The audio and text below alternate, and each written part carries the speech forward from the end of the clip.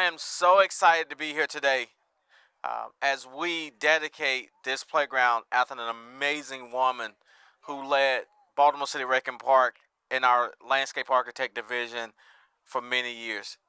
I this is going to be one of the most difficult ribbon cuttings for me because of my personal connection and just the way Denise connected with people and how she connected with me as a director when I even entered the great city of Baltimore almost 8 years ago. So I'm going to work to get through it.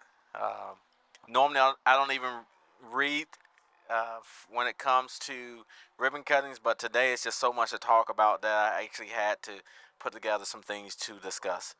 So, you want me to do it first? All right.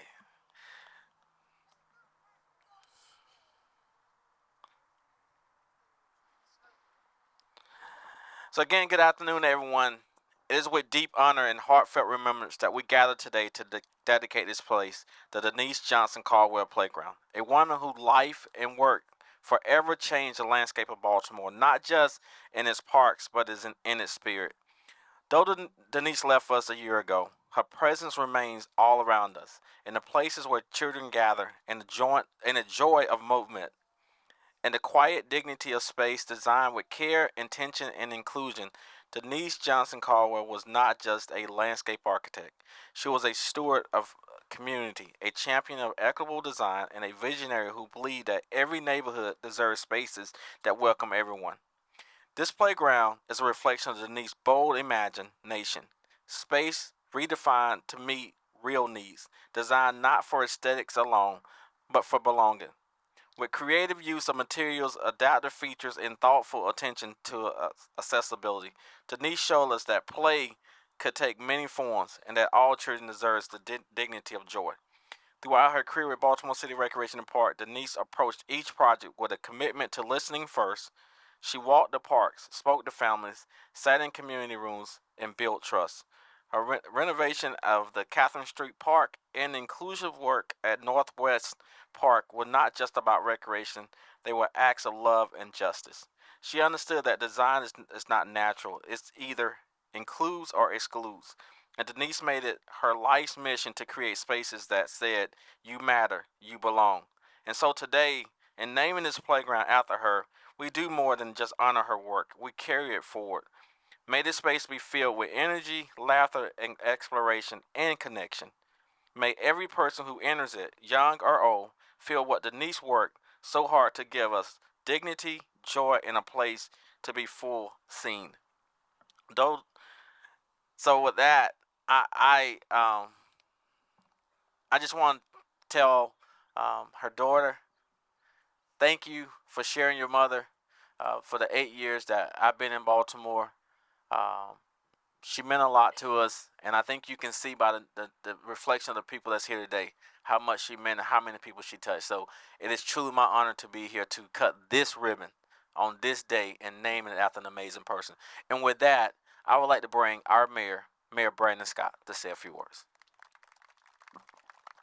Thank you, Director Moore, and good morning, everybody.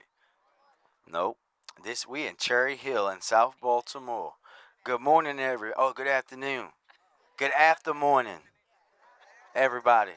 All the time is the same for me, Madam Principal. I know you can relate to that. It's just all the same. But Director Moore just hinted something I think is very important for Miss Denise's family.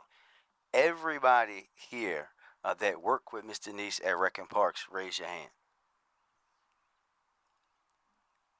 When you talk about someone's legacy, it's often in the people that they work with, the people that they help, the people that they mentor, the folks that were having a bad day on East Drive. And I know all of us that have worked in East Drive have had bad days.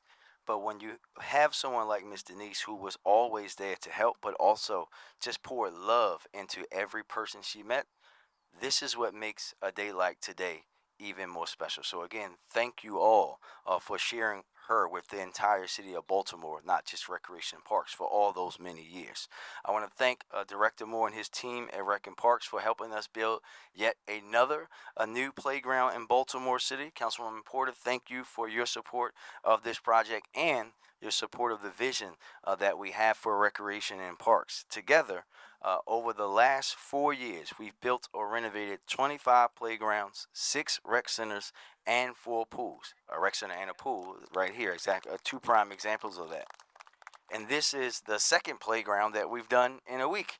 Last Thursday, we were up in North Baltimore at Leaf Walk to celebrate a new playground for the students there. And today, we're keeping it going right here in Cherry Hill with the young people at Cherry Hill and Arundel and everybody else in Cherry Hill and South Baltimore can enjoy this playground named after a longtime Recreation and Parks employee, Miss Denise Johnson Caldwell. As you can see, her impact is not just here, but across the city at playgrounds and park spaces that she helped to design with everybody in Baltimore in mind. And today, we make sure that the next generation coming from behind us will know what her name is because they will play on this playground and they will ask and they will Google and they will chat GPT and they will find out who she was and what she means to the city of Baltimore. Because, as I told the director, we are purposely naming and renaming things after people in Baltimore. There should have things named after them because we still have far too many. We got to remove some more, Director Moore. Uh, Buildings and things and even streets named after people who, quite frankly, shouldn't have a piece of trash named after them.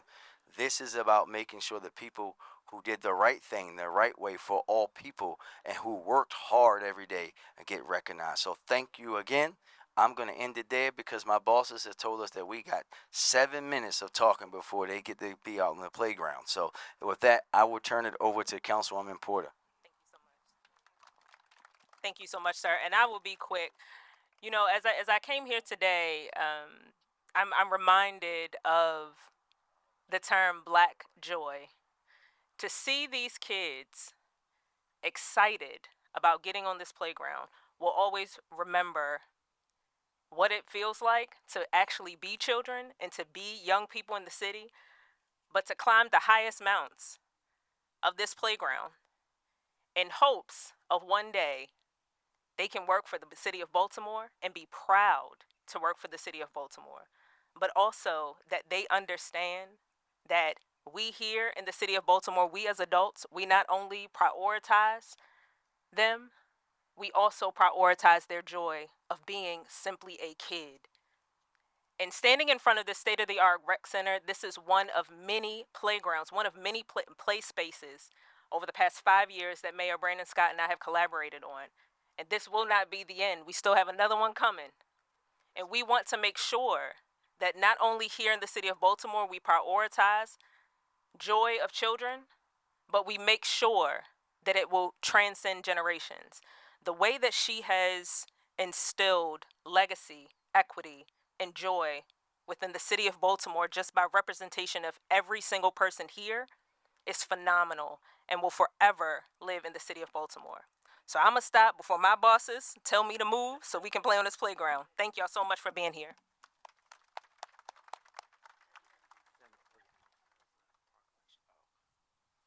All right. We have representation from our great Senate President Bill Ferguson's office. Oh, hello, sir. How are you? Who wants to give us some greetings and acknowledgement today? Thank you very much. And I know if the Senate President could be here, he would be here. There is no place that I see him more than Cherry Hill. You know, it's very true, and I'd like to extend just beyond Cherry Hill how much the Senate President enjoys being down here in South Baltimore. It wasn't that long ago that so many of us were together to celebrate another acknowledgement of a life of service with the groundbreaking the Elijah Cummings Rec Center. And so I just think that it's a magical time, really, and want to make sure that I thank and acknowledge Dr. Director Reginald Moore, and then also, of course, you, Mr. Mayor, for the opportunity to live in a city that acknowledges lives spent in service, right? Service with the voices of the loud, like, of course, Congressman Cummings, but also service with the voices of the quiet, still acting every single day to make the world a better place, one play space at a time. And so with that, I'd like to just present this acknowledgement from the Senate President, along with our delegates Clippinger, Edelson, and Lewis, to the family of Denise Johnson Caldwell, if you don't mind just coming up for a moment.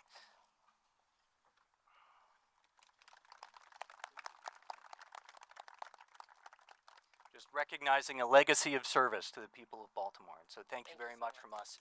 Thank you. Thank you. I appreciate it. Of course. Thank you, sir.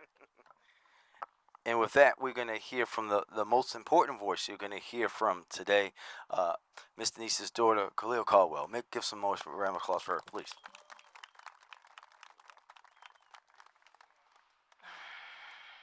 Good afternoon, everyone. Thank you so much for being here today. You all look very lovely, and I'm so happy to see everyone. Haven't seen everyone in a while. Excuse me. This day, June 3rd, it means so much. 2 years ago today, we celebrated my mom's retirement after over 20 years with Baltimore City Recreation and Parks. One year after that, on June 3rd, 2024, she finished her task here on earth, and God called her home. And now, here we are again, gathered to dedicate this playground in her name, a full circle of service, gratitude, and now legacy. As my mom was a landscape architect, her work was more than just design. She didn't just add beauty to Baltimore, she revealed it. She enhanced the soul of the city with every playground she touched. She believed in creating spaces that made people feel good, that invited connection, movement, laughter, and peace. She loved this city deeply, and she showed it in how she worked and how she lived. Some of my most treasured memories are from the days I would come to work with her. Her office was right across the street from Druid Hill Park. She would take me on walks through the park, show me new projects, introduce me to new designs around the city, point out her favorite lunch spots and quiet places where she liked to walk and think. I felt like it was a tour of Baltimore through her eyes, a city filled with promise and beauty. She also showed me the power of kindness and dignity. Whenever I came to work with her as a child, I remember she would make sure to bring food and water for 2 gentlemen experiencing homelessness near her office. They were her friends. She never walked past them. She saw them. Every day she worked, she made sure that they were cared for. That was just who she was.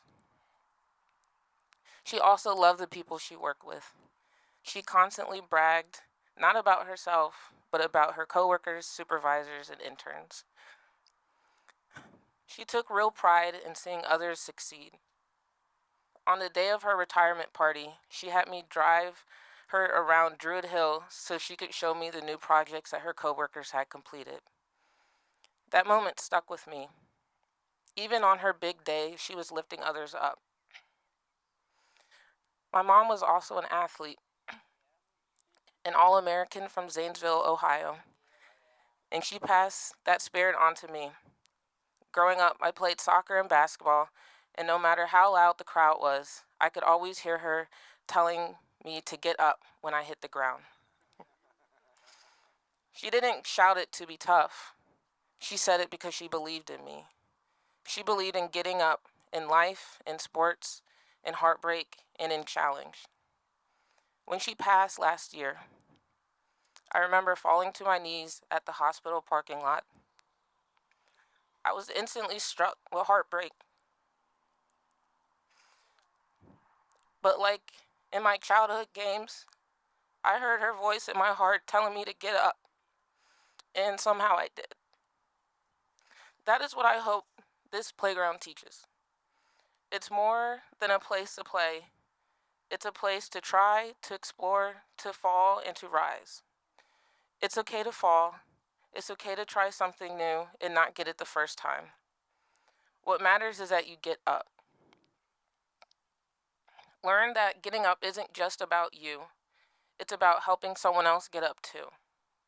It's about being kind, being strong, and being present. That's how my mom lived, and that's how she loved. My mom gave me that lesson every day of her life. And now through this park, I hope her voice echoes onto the next generation. Thank you all for honoring her today. And thank you for helping her legacy continue. Well done, Mom.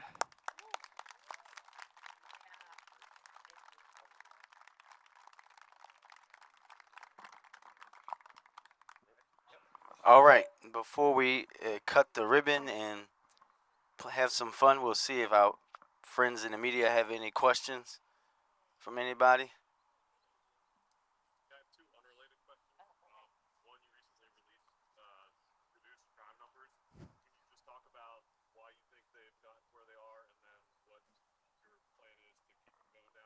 Well, listen, when I came into office, I said we were going to do something that Baltimore had never done before, and that's have a comprehensive violence prevention plan. And as we've been implementing that over these past few years, you have seen now 2 years in a row, we set records for reducing homicides in Baltimore. Uh,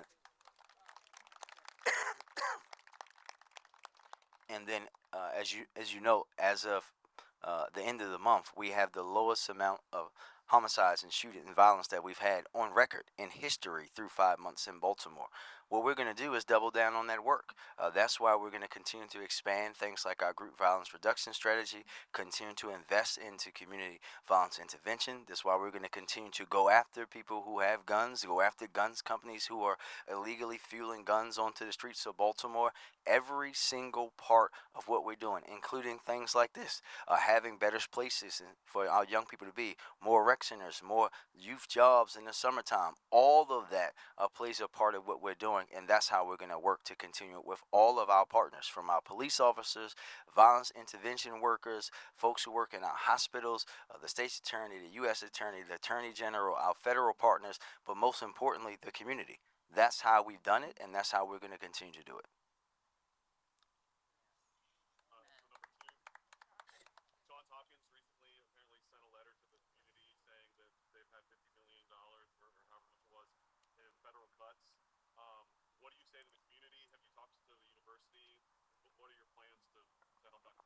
Well, listen, we understand Hopkins has seen large cuts and large irresponsible cuts from this federal administration, as so many people around the countries and organizations have, right? We've seen things like the Center for Hope that works with us on our violence prevention plan see cuts. We folks have to understand that this is real, and that what they are doing is going to have real impacts for not just Baltimore, but everywhere across the country. We're going to be there just like we have been for our federal workers to try to see if there's ways that we can help those individuals. If folks are looking for employment, to get them employment, if we can hire them, if not, put them in places where help them get to places where they need to be. But the number one thing that we have to do is fight what's happening in D.C.